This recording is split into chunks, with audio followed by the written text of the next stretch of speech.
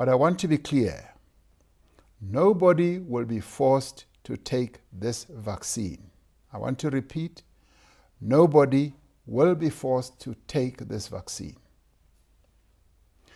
Nobody will be forbidden from traveling to wherever they want to travel to, including from enrolling at school or from taking part in any public activity if they have not been vaccinated. Nobody will be given this vaccine against their will, nor will the vaccine be administered in secret or in some dark corners. Any rumors to this effect are both false and dangerous, and we would like those who are spreading these rumors to stop.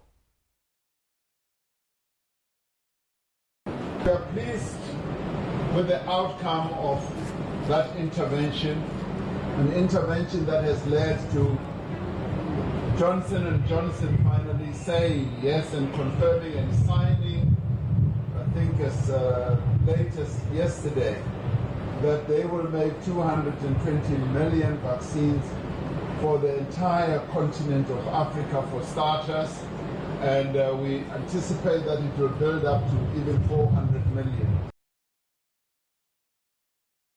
SAPRA is evaluating the medical records of 28 people who died after taking the COVID-19 vaccine. 24 of them had taken the Pfizer jab. The authority has received over 3,700 reports of adverse effects. You have to add that the death rate, even if all 28 were related to the vaccine, the death rate from getting COVID is orders of magnitude higher. Yeah, so you are more at that risk of you've got higher chance of dying from getting COVID-19 than actually experiencing some deadly side effects from this vaccine. I'm really worried about the fact that people will tweet and retweet and send along messages that they've heard of somebody who heard of somebody whose granny passed away after receiving the vaccine, and there's no proof, absolutely no proof that it was related to the vaccine. Often the stuff that I have seen was so short after the vaccination that unless the person went into some kind of anaphylactic shock, I doubt very sincerely that it was related to the vaccine. But we'll see out of the 28 how many remain after all the investigations. About this vaccines that are out there. They are staging a protest outside Groote Schuur Hospital in Cape Town. The protest, we are told, got off at about 11 o'clock or so. It's where we find my colleague Corbin August. He joins us outside the hospital. The constant messaging that everyone receives from government is that we have to reach this level of herd immunity, and the only way we can do that is if we administer a certain amount of vaccines, and then the economy will be able to open up, life will be able to get back to more or less the way things were. Are you okay with that? Do you suggest an alternative to that?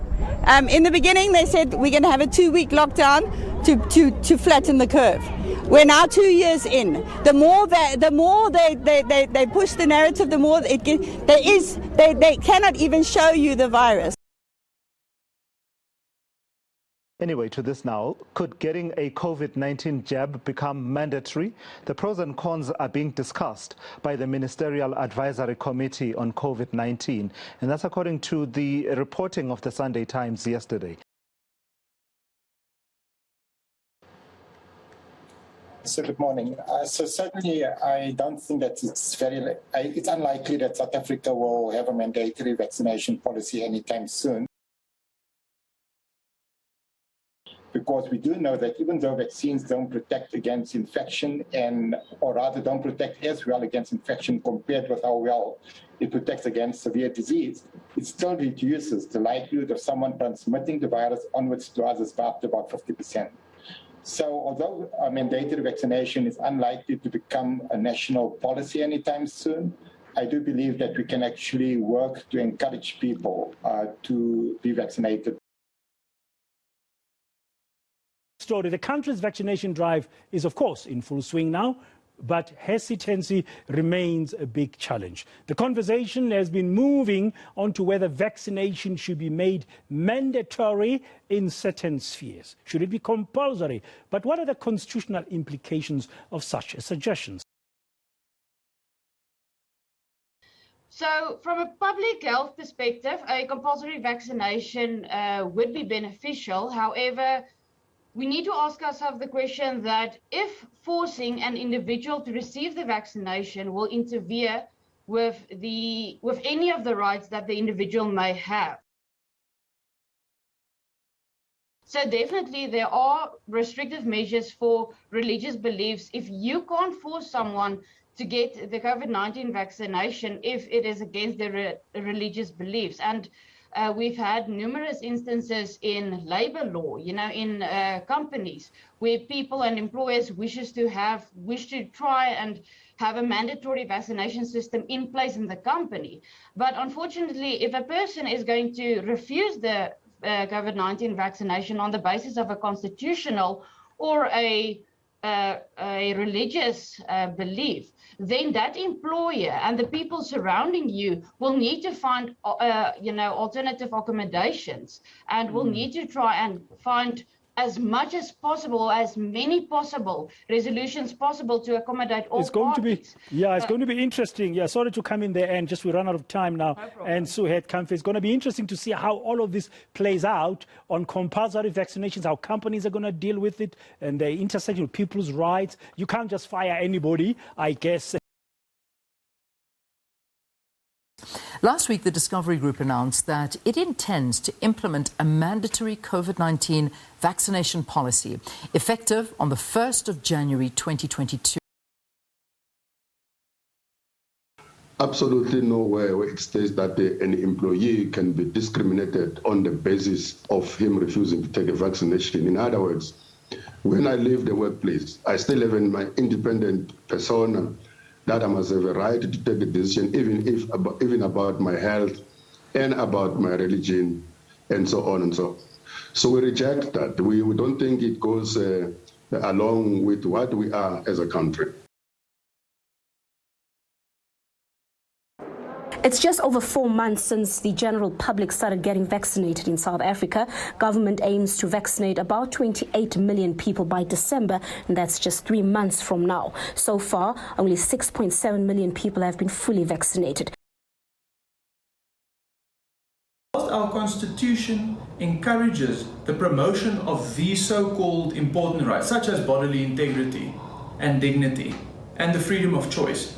There's also a built-in mechanism which states that certain rights may be limited in certain very exceptional circumstances. So far, government is sticking to its guns, assuring citizens that vaccines will not be made mandatory in South Africa. Workers can be rest assured that we respect the right to bodily integrity and all other constitutional rights.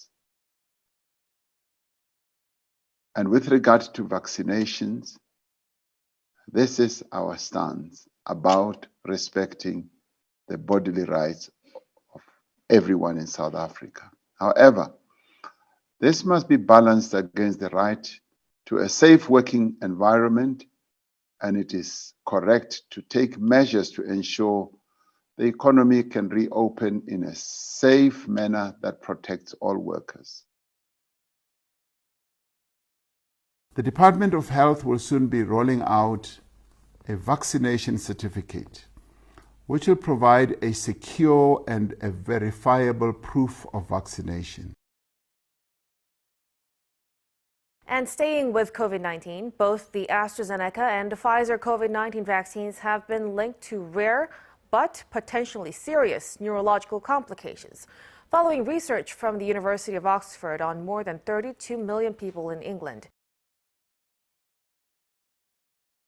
Today has been named Omicron variant. Minister Joe Phaahla was busy this evening trying to calm people and almost, calm the situation, as it were. He says that no indications yet that this is a highly transmissible variant, or it might affect our vaccines. But that doesn't say we know enough to say that it doesn't, does it? We've therefore been undertaking engagements with social partners and other stakeholders on introducing measures that can make vaccination a condition for access to workplaces, public events, public transport, and public establishments.